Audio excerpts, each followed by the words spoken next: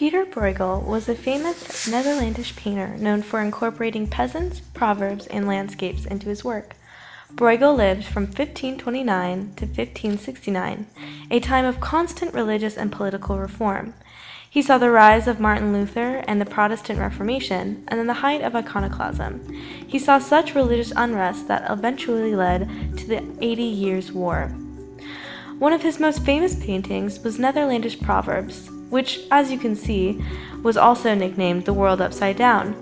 This piece features peasants as they perform over 100 proverbs popular of the time. The work clearly critiques the folly of man and how mankind succumbs to sin and fear.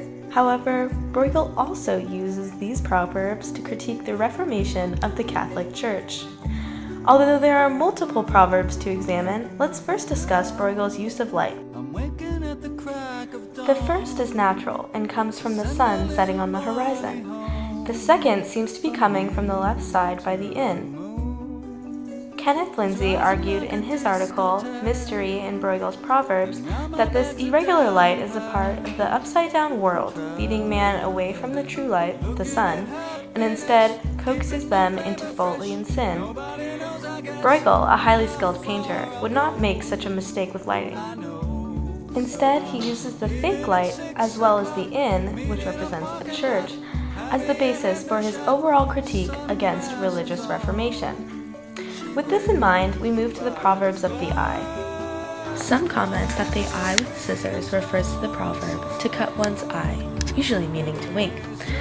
While this could be Bruegel's way of connecting with his audience and further enforcing the satirical nature of the work, it also alludes to something larger. Ancient theology has long used the symbol of an eye to represent both good and evil. Looking at the sailor in the harbor, one notices an eye on the sheet of his sailboat. This reinforces the idea that the sailor heading towards the natural light is one that is escaping the follies of man, and with it the Reformation, by heading to a more pure form of Christianity, the sun. Now let's get back to the other eye, which is coupled with a pair of scissors on the inn. Since the inn perpetuating the false light has been likened to that of the Lutheran Reformation, or for the purpose of this argument, Reformation of religion in general, this eye represents one that is evil and should be steered clear of. Some argue that the proverb that states, "She puts the blue cloak on her husband," serves as the focal point of the work. This makes sense when discussing Bruegel's humanist mentality, as this proverb deals with the idea of deceiving man. Bruegel relates this cloaked figure back to his everyman to suggest that Reformation is at fault for deceiving mankind in general. It is argued that Bruegel dresses the young woman in red to represent the classical tale of the Whore of Babylon, a representation of sin. Thus, by having sin cloak mankind, Bruegel solidifies his contempt for the Reformation of the Catholic Church. The man and the crescent moon refer to the proverb to be pissing against the moon. This means to be wasting one's time on a futile endeavor.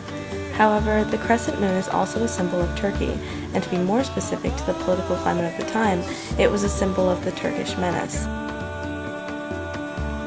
The fear of Solomon's rule was always a thought, as Turkey was a close neighbor. Bruegel also added 63 stripes to the crescent moon, a possible reference to the 63 years of Martin Luther, who also warns against the dangers of Turkey. Because this flag is attached to the inn, a symbol of false light, it can be argued that Bruegel is likening the theories of Lutheranism to the dangers of the Turkish rule.